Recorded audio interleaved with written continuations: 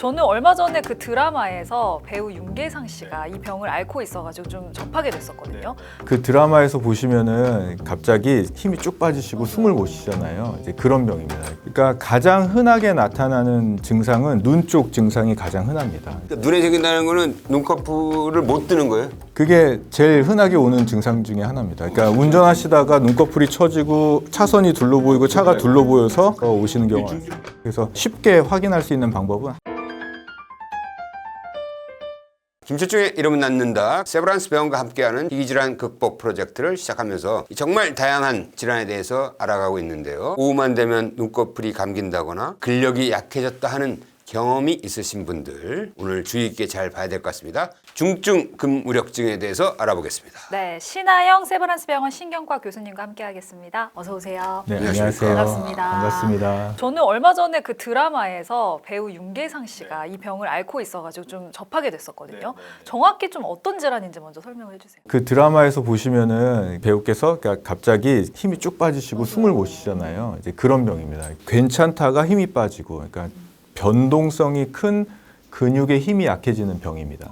병이 생기는 위치를 보면은 이제 근육에 운동신경이 붙는데 그 운동신경이 붙는 신경근육 접합부라고 하는 데에 병이 생기는 거고, 그 신경근육 접합부에 중요한 기능을 하는 물질들이 있는데 거기에 달라붙는 자가 항체들이 생기는 병이고, 그 항체가 물질에 붙어서 그 기능을 잘 못해서 이제 힘이 빠지는 그런 병입니다. 아, 그러면 이게 전체 근육에다 작용되는 게 아니고 뭐 특정 몇 개 근육에 이렇게 작용되는 거예요? 그러니까 이 기자님께서 뭔가를 하시려면 내 의지대로 움직일 수 있는 근육들이 있지 않습니까? 그 근육에 운동신경이 붙는 그 위치면은 다 병이 생길 수 있습니다. 아, 어떤 분께서 비유를 해주셨는데 스마트폰에 컨센트를 꽂는데 충전하려고 그 단자 거기에 병이 생기는 거죠.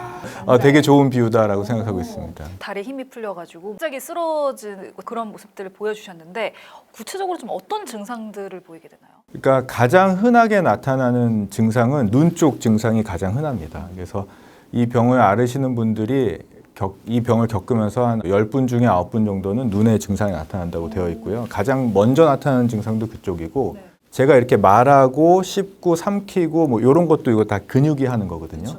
그런 기능도 떨어질 수 있습니다. 그러니까 눈에 생긴다는 거는 눈꺼풀을 못 뜨는 거예요? 네, 눈을 드는 거, 눈꺼풀을 뜨는 거, 눈을 움직이는 거. 제가 의지로 오른쪽 볼 수도 있고 왼쪽 볼 수도 있잖아요. 그렇죠. 그게 안 되는 그게 안 아, 되는 거기도 안 되는 거야? 네.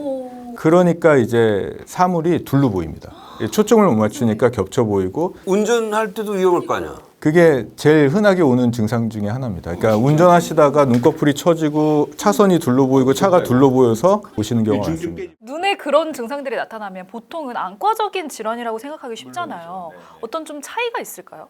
그래서 안과로 먼저 가시는 경우가 있고요. 특히 이제 제일 불편해하시는 거는 사물이 둘러 보이는 거를 많이 불편해하시거든요. 그래서 쉽게 확인할 수 있는 방법은 한쪽 눈을 가려보는 겁니다. 한 눈으로 봤는데 둘러 보이면 그건 안과의 문제일 확률이 높습니다. 그러니까 안구 자체의 문제 때문에 이제 그런 거고, 신경계, 그러니까 눈의 움직임의 문제 때문에 그러면 두 눈으로 볼 때만 둘러 보이고 한 눈으로 볼 때는 정상이죠.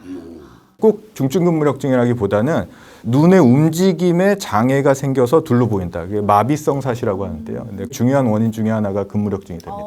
사실 뭐 숨 쉬는 것도 근육이잖아요. 네, 맞습니다. 근육이 생기는 거니까 어떤 사람은 숨을 잘 못 쉬기도 하고 어떤 사람은 걷는 게 힘들 수 있고 뭐 정말 다양하게 있는 거죠. 멀쩡하게 있다가 갑자기 근무력증이 오는 거예요? 뭐 수초 만에 뭐 수분 만에 그렇게 오는 건 아니고 한 하루하루 확 힘이 빠지시죠. 네.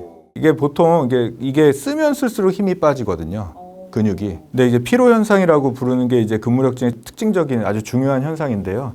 그러니까 해당 근육을 쓸 때 처음은 괜찮은데 쓰다 보면 점점 힘이 빠집니다. 그러니까 눈꺼풀 같은 경우는 운전을 처음 시작할 때는 그래도 괜찮은데 앞을 계속 보고 있으면 이게 싹 떨어지죠. 그리고 또 한숨 자고 나면은 좀 떠지고요. 네. 이 전국에 환자가 몇 명 정도 있어요? 그 유병률을 한번 조사해 봤는데 한 10년 전쯤에요. 한 10만 명 중에 12명에서 15명 뭐 이래서, 근데 전 세계적으로도 그렇고 좀 올라가고 있어서 지금은 10,000명에 1명에서 2명 있을 거라고 생각을 하고요. 그래서 우리나라에서는 그래서 한 5,000명에서 10,000명 사이인데 저는 한 7,000명에서 10,000명 사이에 있지 않으실까 그렇게 생각합니다. 보통 남녀는 어떻게 돼요? 좀 여성이 약간 높은데 이제 나이가 들면서 고령화되면서는 이제 남성의 비율이 약간 올라가는 것 같습니다. 네. 이게 나이 들어서도 생길 수가 있는 거예요? 네, 그게 요즘 이슈라서 이제 고령화되면서 이제 근무력증이 생기시는 분들이 있어서 처음 진단 받았을 때 가장 호발 나이가 몇 살이에요?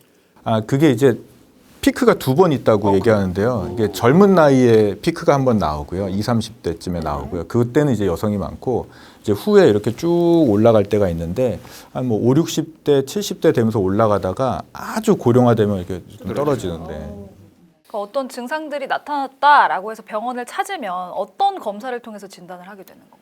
제일 중요한 거는 의사가 보는 겁니다. 이 병을 잘 아는 의사가 봐야 되는데 왜냐하면 눈 쪽에만 국한된 경우에는 모든 검사가 정상인 경우가 절반 정도 됩니다. 잘못 진단되는 경우도 있고 근무력증이라고 했는데 아닌 경우도 있고 아닌데 근무력증인 경우도 있고 이제 그렇게 되고요.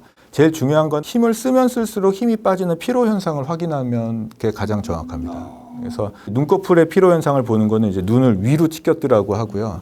한 45초, 1분 정도 위를 계속 보다 보면 눈꺼풀이 이렇게 떨어지시는 분들이 있습니다. 이게 힘이 빠지고 근무력증의 특징적인 병력을 가지고 계시고 저희 진찰로 맞다고 생각하면 이제 검사들을 하는데 제일 중요한 검사는 피 검사.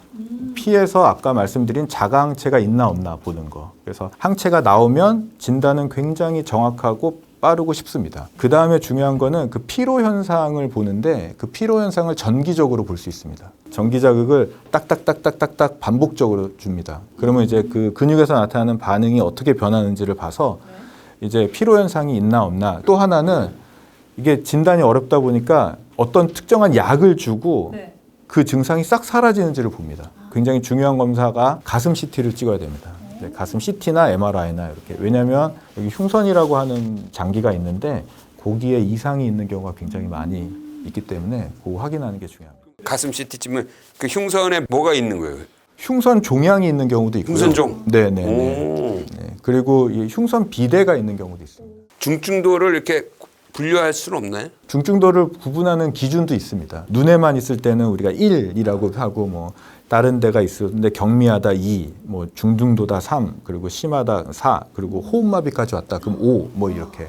그래서 또 위기라는 말도 씁니다. 아, 위기? 네, 호흡마비가 생기는 경우는 이제 근무력 위기라고 해가지고 그럴 때는 중환자실에서 치료도 합니다. 희망이 있는 얘기가 좀 나왔으면 좋겠어요. 자, 치료는 어떻게 합니까? 지금 가장 주요하게 쓰이는 치료는 신경근육 접합부의 기능을 한 3, 4시간 정도 좋게 해주는 약이 있습니다. 근데 그거는 이제 병의 경과를 바꾸진 못합니다. 그냥 내가 힘 빠졌을 때 힘만 올려주는 그런 약물입니다. 그 다음에는 이제 이게 자가 면역 질환이고 염증 질환이다 보니까 그 염증을 조절하는 이제 스테로이드 계열의 약을 쓰고요. 콜티코스테로이드 이런 게 있고 스테로이드를 또 도와주는 스테로이드가 아닌 면역 억제제도 쓰고요. 그리고 좀 전에 말씀드렸듯이 이게 흉선에 이상이 있는 경우에는 흉선을 떼주는 흉선 절제술이 전신형 근무력증 환자한테 효과가 있습니다. 약물 치료 말고는 또 어떤 치료법이 있을까요? 아까 위기라고 말씀드렸잖아요. 확 위기가 왔을 때는 빨리 이게 좋아지게 해야 되는데 그때는 면역 글로불린이라고 하는 거를 정맥으로 투여를 하고 그 다음에 혈장 교환술이라는 치료를 합니다. 혈장 교환술 어떤 네. 건가요? 혈장 교환술은 우리 몸의 피 안에 있는 혈장을 다른 물질로 바꿔주는 겁니다. 그래서 피를 뽑아내고 그걸 기계에 넣고 막 원심 분리를 하면은 혈장과 나머지 세포가 있는데 이렇게 분리가 됩니다. 그러면 혈장은 버리고 다른 혈장을 넣을 수도 있고 그냥 넣어서 다시 몸 안에 넣어드립니다. 그럼 그렇게 혈장 교환술을 하면은 어느 정도 치료가 된다고 보면 될까요?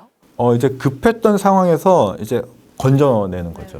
그러니까 그런 경우는 꽤 효과는 있습니다. 그다음에 여기 새롭게 이렇게 좀 주목받고 나오는 치료법은 없나요? 제가 오늘 메일을 받고 너무 기뻤는데요. 진짜 오늘 아침에 딱 메일. 따끈따끈한 소식이네. 이게 보채 억제제라고 하는 약물이 급여가 될 수 있다고 행정고시 같은 걸 받았습니다.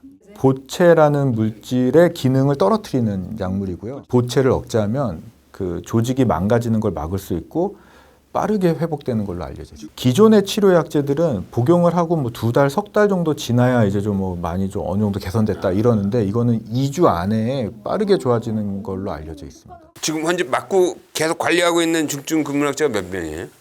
저희 기관에서는 1년에 700분 정도가 계속 진료를 보고 있고요. 가끔 오시는 분들까지 하면 한 1000분은 넘는 거예요. 근데 이 병이 굉장히 만성 질환이고 장기적으로 치료를 받아야 되는 상황인데 약제가 이제 스테로이드가 들어가고 면역 억제제가 들어가다 보니까 이게 부작용이 또 큰 문제입니다. 그래서 이게 장기적으로 병은 조절하는데 약으로 인한 부작용들이 많이 생겨서 그래서 뭐 안과적인 뭐 백내장, 녹내장 이런 것도 문제가 되고 그 다음에 당뇨병 생기고 골다공증 생기고 이런 것도 문제가 되고 그리고 아까 말씀드렸듯이 흉선 쪽에 이상이 있으니까 흉부외과 쪽하고도 연관이 있고 또 이게 약을 계속 써야 되니까 젊은 나이에 생기는 병이고 여성이 많다고 그랬잖아요.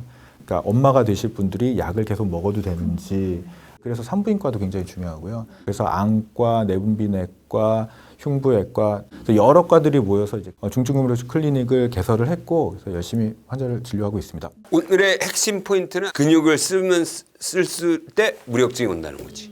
예를 들면 아까 그 스마트폰 단자라 그랬잖아요. 그러니까 만약에 뭐 스마트폰 자체 액정이 다 깨져버리고 막 다 망가졌으면은 이렇게 해도 저렇게 해도 안 되는데 요거는 어떻게 충전만 잘 되면은 쓸 수 있는 거죠. 근데 또 이렇게 다 써버리면 또 안 되는 거고. 그래서 그게 특징적입니다. 그래서 운동 신경이 막 다 망가지는 병이나 아니면 근육이 다 망가지는 병은 이래도 저래도 힘을 못 쓰는데 이 근무력증은 어떨 때는 쓰고 어떨 때는 못 쓰고 이럽니다.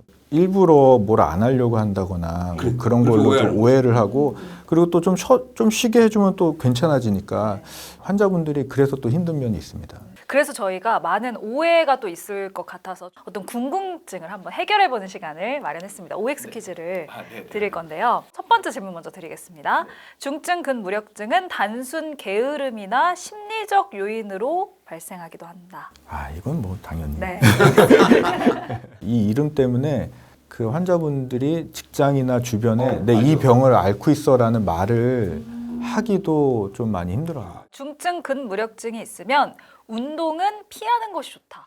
이거 어려워요. 어려워. 네. 이렇게 해야 될 것 같은데 오. 근데 안 피하셔도 됩니다. 그러니까 그 근무력증의 상태에 따라서 다를 것 같은데 잘 조절될 때는 운동을 하시는 게 괜찮을 것 같습니다. 네. 열심히 운동을 해서 근육이 늘어나면 이 증세에 좋은 거예요, 나쁜 거예요?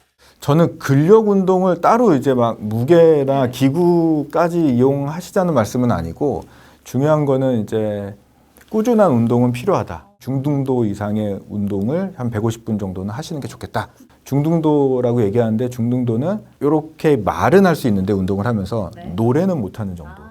근무력증 환자분들이 이게 심리적으로도 되게 위축돼 있고 우울해지시거든요. 근데 그런 기분도 좋아질 수 있을 것 같습니다. 네. 아무래도 이제 계속해서 관리를 해야 되는 질환이다 보니까 환자분들이 평소에 좀 실천하면 좋을 만한 내용이나 아니면 마음가짐에 대해서 좀 짚어주시면 좋을 것 같아요. 근무력증은 낫는 병입니다. 자기의 건강했던 몸을 믿고 낫는다는 그 마음으로 긍정적으로 생활을 하셨으면 좋겠고요. 좀 시간은 걸릴 수 있습니다. 근데 시간이 걸리고 오랫동안 치료를 받아야 되는 게 있는데 그래도 규칙적으로 생활하시고 그 진료하시는 의사 선생님하고 잘 치료해 나가시면 모든 생활 다 하실 수 있습니다. 오늘 세브란스 병원과 함께하는 작지만 강한 질환, 중증 근무력증에 대해서 이야기 나눠봤습니다. 궁금한 점 있으셨다면 댓글 남겨주시고요. 다음 이 시간에 또 더 유익한 정보로 찾아오도록 하겠습니다. 함께해 주신 세브란스 병원 신경과 신하연 교수님 고맙습니다. 네, 고맙습니다.